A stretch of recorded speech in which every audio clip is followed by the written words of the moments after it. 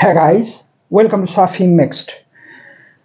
You probably know that Laplace Transform plays a very important role in circuit analysis and signal processing in the solutions of differential equations and is used in economics and banking.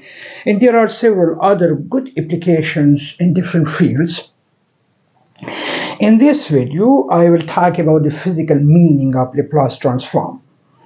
And for this purpose, I will borrow the definition from my previous video that you can watch on the link in the description to this video. We know that the Laplace transform of a function f of t is given by integral from 0 to infinity exponent minus s times t f of t dt. Obviously, t is the independent variable on which we are integrating. F of t is the function whose Laplace transform we are taking. And s, for the time being, or for the purpose of this video, I will consider to be positive real.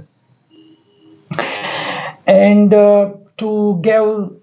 to visualize the physical meaning, I specify the form of the function and consider it to be the distance covered by a body with moving with uniform speed, with constant speed. That is, f of t, let me write it as f of t equals r of t. And we know from mechanics that with uniform speed, the distance covered by a particle is a function of time and is given by the product of v times t.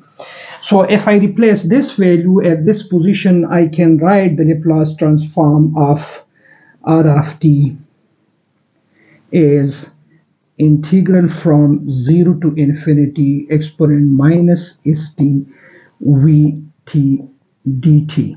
Since v is constant, therefore I can take this out of the integral and can write this in the form v integral 0 to infinity exponent minus st t dt. Now, this integral is very straightforward to be solved. We can use integration by parts to solve this. I'm not going into the method of integration, but just would like to write down the result of this. And the result of this integral is 1 over s squared. So I can write v at its own place and divided by s squared. Okay, now look at this relation. According to this exponential, since the the argument of exponents is dimensionless, therefore the unit of s must be the inverse of time. And if I look into the unit of this final result of the output function, it is meter per second for velocity times second square for 1 over s square. So this goes with this, and we are left with meter per second. And meter per second is obviously not the unit of the given function. So Laplace transform the given function to another function, and this is not any physical unit. This unit does not correspond to any physical quantity. So we are a little in trouble. Remember, this happens because while averaging outing or while integrating with the time, we didn't trace the unit of time properly, so we are left with this unit. But in the present form, we are in trouble and we cannot visualize this as any physical quantity. The Laplace transform of distance is not looking at a physical quantity. So we want to look into this through another way. We want to visualize the importance of Laplace transform through another way.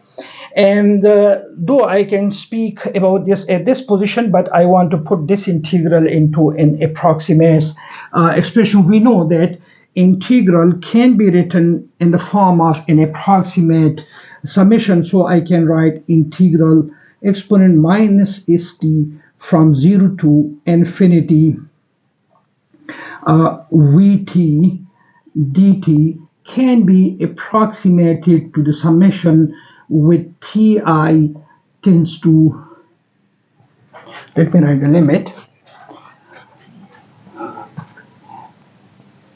limit ti tends to 0 somewhere I exponent minus st sub I v ti.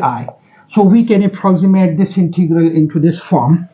And now this is a little more visual, insightful, because we are summing ti tends to 0 mean the interval, we are splitting the total interval from 0 to infinity in very small intervals nearly equal to 0, and then summing over I from 0 to infinity gives the total duration, the total time. But we are interested to understand this thing because this is used as a transform. And if I look into this thing, for s being positive, if I plot this function against time, its value always lies between 0 and 1. And I have plotted this in Mathematica for 3 different values of s, for s equal to 1, for s equal to 3, and for s equals 6.